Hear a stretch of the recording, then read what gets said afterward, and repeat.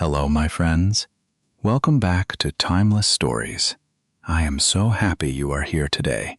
Find a comfortable place, take a slow breath, and let us begin. Close your eyes for a moment. Imagine a bridge. It is early morning. The sun is just rising. The sky is orange and pink and gold. A thick white fog is rolling in from the ocean, slowly, quietly, like a giant white blanket.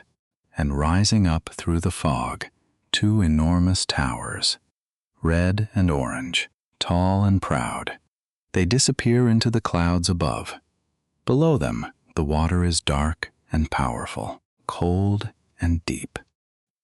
This bridge connects two pieces of land across one of the most dangerous stretches of water in the world. The wind here is fierce. The currents below are deadly. The fog comes and goes without warning. For 100 years, people looked at this stretch of water and said, "It is impossible. You cannot build a bridge here. The water is too deep. The currents are too strong. The wind is too powerful." But one man did not believe in impossible. And today, that bridge stands. It has stood for nearly 90 years. It is one of the most photographed places on Earth.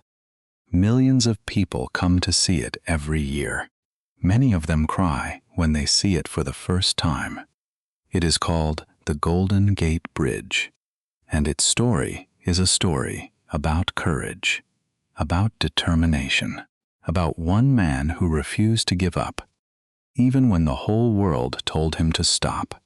Are you ready to hear this story? Now, let's begin. To understand the Golden Gate Bridge, you first need to understand the place where it was built. San Francisco is a city on the west coast of the United States of America. It sits on a peninsula, a piece of land surrounded by water on three sides. To the east, there is a large bay called San Francisco Bay. To the west, there is the Pacific Ocean, and to the north, there is a narrow opening between the bay and the ocean. This narrow opening is called the Golden Gate Strait. The name is beautiful, but the place is dangerous. The Golden Gate Strait is about 1 mile wide, but under the surface, the water is very deep, up to 350 feet in some places, and the currents are powerful. Water rushes in and out of the bay twice every day with the tides. The force is enormous, strong enough to pull a boat off course, strong enough to pull a swimmer down and never let them go. The wind here is also powerful. Cold winds blow in from the Pacific Ocean every afternoon, and the fog, the famous San Francisco fog, rolls through the strait regularly, sometimes so thick you cannot see your hand in front of your face. For hundreds of years, this strait was one of the most important waterways on the west coast of America. Ships came through here carrying gold during the California Gold Rush of 1849. Ships came through carrying people looking for a new life. Ships came through carrying goods and food and everything a growing city needed. But San Francisco had a problem. The city was growing fast. More and more people lived there. More and more people needed to cross the bay and the strait every day. The only way to cross was by ferry boat. Every day, thousands of people stood on docks waiting for boats. Every day, they crossed the cold water slowly, in wind and fog and rain. There had to be a better way. Someone needed to build a bridge, but nobody could figure out how. In 1921, an engineer named Joseph Strauss said something that surprised everyone. He said he could build a bridge across the Golden Gate. Joseph Strauss was not a tall man. He was small and thin. He wore glasses. He did not look like a hero, but inside, he had the heart of someone who believed anything was possible. Strauss had already built more than 400 bridges in his career.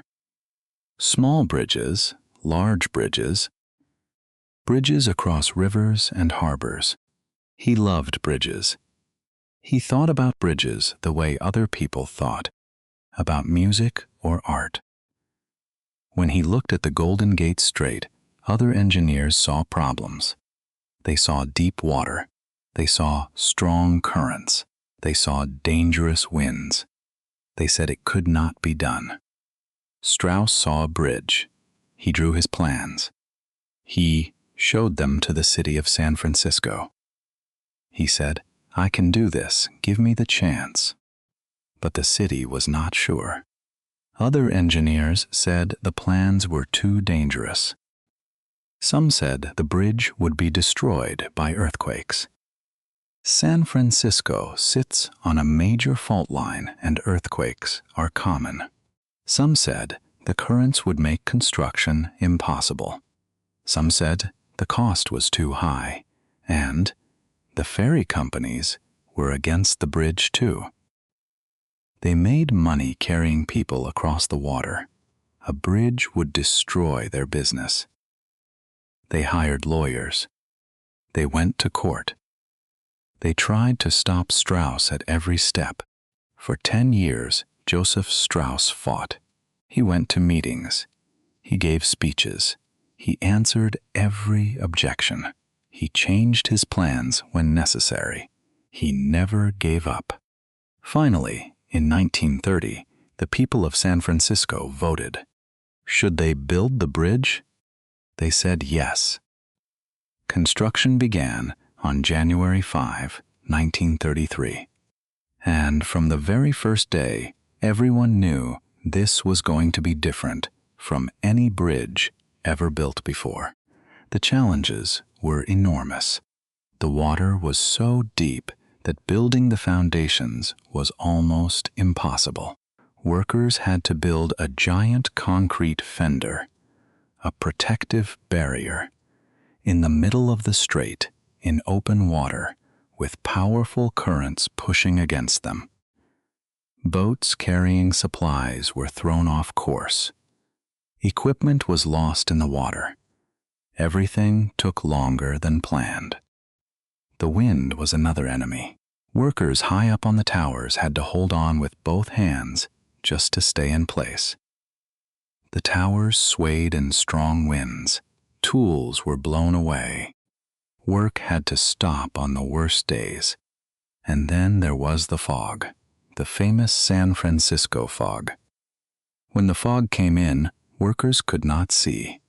They could not communicate easily. Everything slowed down.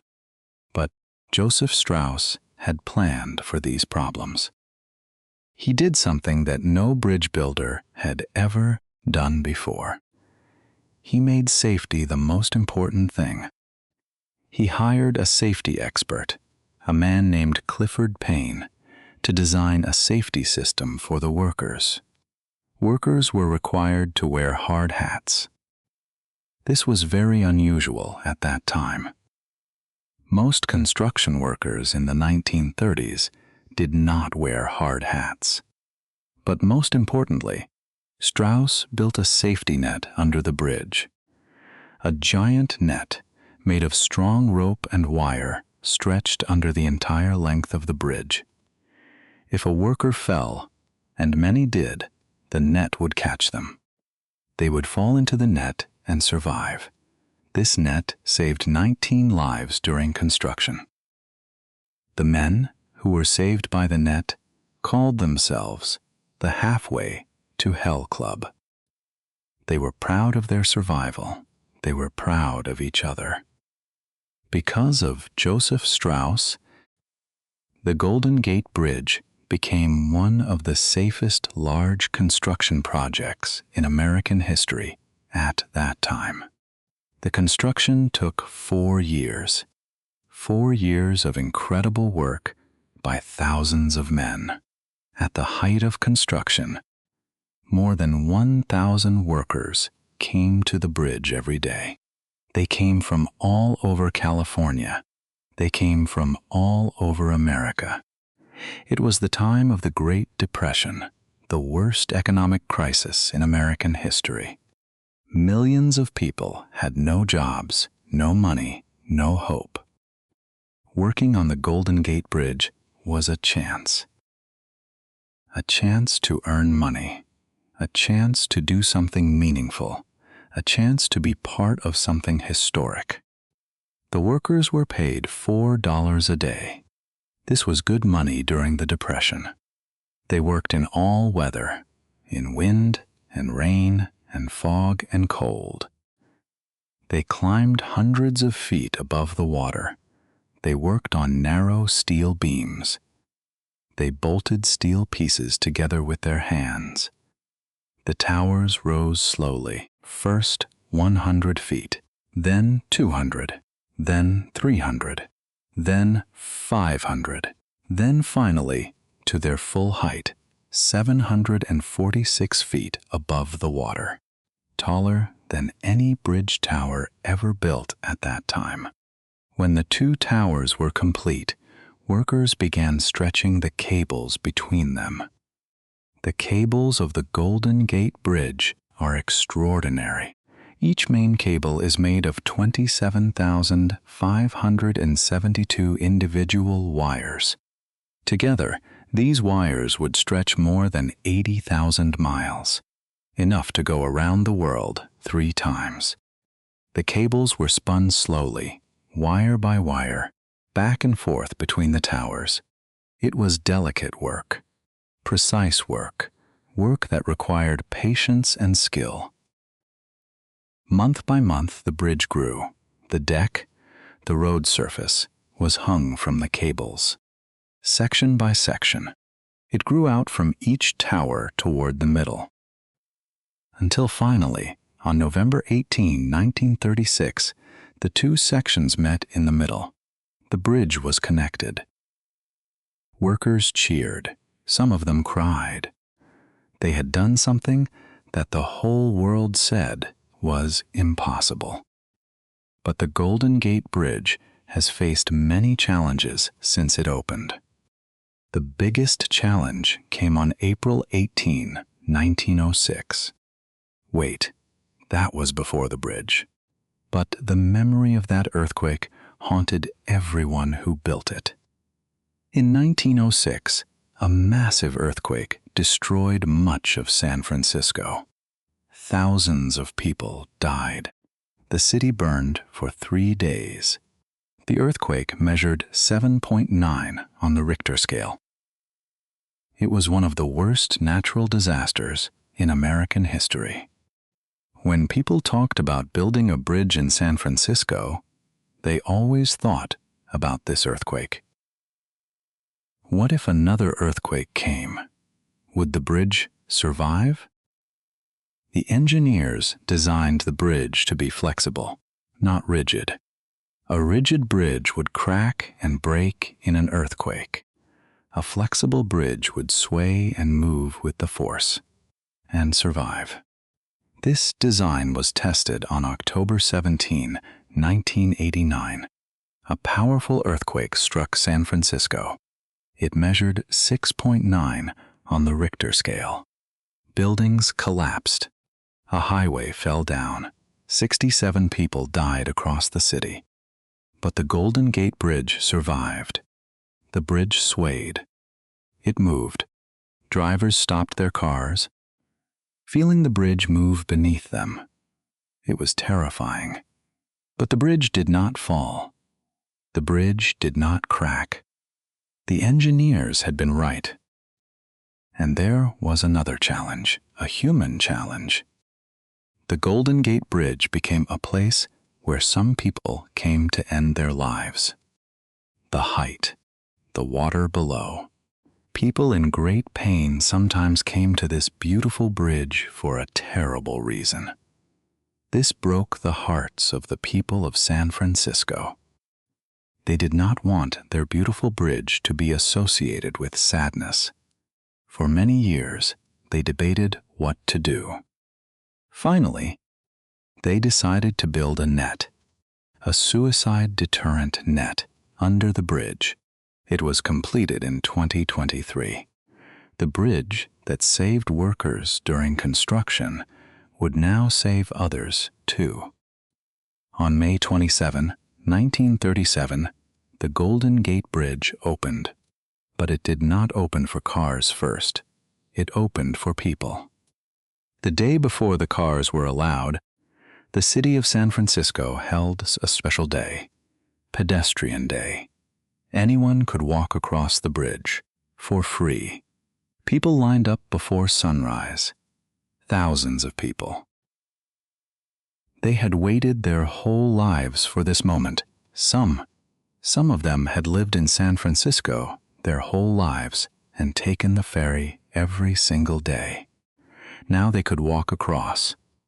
When the gates opened at 6 in the morning, the people moved forward onto the bridge. An old man named Thomas Mooney walked very slowly.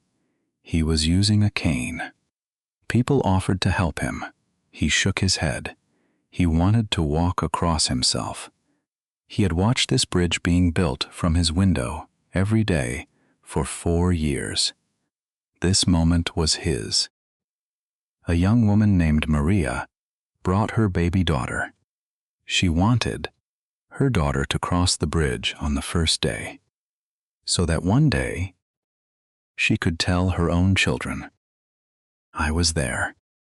On the very first day, a group of young men decided to cross the bridge on stilts. Walking on stilts on a bridge hundreds of feet above the water. Everyone watched them and laughed and cheered. By the end of the day, 200,000 people had walked across the Golden Gate Bridge. Joseph Strauss stood at the side and watched. He was 66 years old. He had spent 18 years of his life fighting for this bridge. He was tired. He was emotional. Someone asked him how he felt. He said, "I feel like a father watching his child grow up." Here is something that surprises many people. The Golden Gate Bridge is not gold. It is orange. Well, to be precise, the color is called International Orange. It is a deep, warm, reddish-orange color. When the fog comes in and the bridge appears through the white mist, that orange color glows. It seems to shine from inside. But why orange? When the steel for the bridge arrived from the factory, it came coated in a red-orange primer paint. This was just to protect the steel during transport. It was not the final color. An architect named Irving Morrow saw the primer color and had an idea. He said, "This is the color. This warm orange color works perfectly with the landscape. The blue water, the green hills, the gray fog, the orange bridge." Not everyone agreed at first. The United States Navy wanted the bridge painted in black and yellow stripes. Like a warning sign, they said it would be easier for ships to see. The Army Air Corps wanted it painted red and white stripes, like a candy cane. They said it would be easier for planes to see. Irving Morrow and Joseph Strauss said no. They wanted their bridge to be beautiful. Not just functional, beautiful. They chose International Orange. And today, everyone agrees it was the right choice. That orange color has become one of the most recognizable colors in the world. When people see that color, they immediately think of one thing: the Golden Gate Bridge. The bridge needs to be painted constantly. A team of painters works on the bridge every single day. By the time they finish painting the entire bridge, it is time to start again. The paint protects the steel from the salty ocean air. Without constant painting, the bridge would rust and weaken. These painters work at great heights, in wind and fog, every day. They are some of the unsung heroes of the Golden Gate Bridge. Today, the Golden Gate Bridge is one of the most visited places in the entire world. Every year, more than 10 million people come to see it. They come from every country. They speak every language. They take photographs. They walk across. They stand at the viewpoints and look up at the towers, disappearing into the clouds. About 100,000 vehicles cross the bridge every single day. Cars, trucks, buses, motorcycles. They cross in sunshine and in fog. They cross in the quiet of early morning and in the rush of evening traffic. Bicycles cross the bridge too. Many tourists rent bicycles and ride across the bridge. Then they ride down into the town of Sausalito on the other side. A beautiful small town with restaurants and shops, and views back across the water to San Francisco, and people still walk across every day. Tourists and local people together, walking across a bridge that was once called impossible. The bridge has been in more than 1,000 movies and television shows. It is one of the most recognized structures on Earth. When people draw a picture of San Francisco, they draw the Golden Gate Bridge. When people think of California, they think of the Golden Gate Bridge. When people think of America, they often think of the Golden Gate Bridge. Joseph Strauss died in 1938, just 1 year after his bridge opened. He was 68 years old. He had given everything to his bridge. After it was finished, he was exhausted. His health was broken. But his bridge still stands, and it will stand for a very long time. Why do we remember the Golden Gate Bridge? Not just because it is beautiful, although it is extraordinarily beautiful. Not just because it is an engineering achievement, although it is one of the greatest engineering achievements in human history. We remember the Golden Gate Bridge because of what it represents. It represents the refusal to accept impossible. For 100 years, people said you cannot build a bridge there. The water is too deep. The currents are too strong. The wind is too powerful. The earthquakes are too dangerous. Joseph Strauss said, "Let me try," and he tried. For 18 years he fought. For 4 years his workers built. And they created something that will last for centuries. The Golden Gate Bridge teaches us something important. When people say something is impossible, they are usually saying, "I cannot imagine how to do it." But that is different from truly impossible. The world is full of things that seemed impossible until someone did them. Learning a new language also seems impossible sometimes. You look at all the words, all the grammar, all the pronunciation, and you think, "I cannot do this. It is too much. It is too hard." But you are doing it right now. Right now, you are listening to English. You are understanding. Maybe not every word, but more than you could understand before. And tomorrow, you will understand a little more. Every day you listen, you are building your own bridge. Word by word, sentence by sentence, story by story. And one day, you will stand on that bridge, and you will look back and see how far you have come. Keep building. Keep learning. The bridge is worth it. Thank you so much for listening to this story today. I hope the Golden Gate Bridge took your breath away, even through words and English. Tell me in the comments, have you ever seen the Golden Gate Bridge?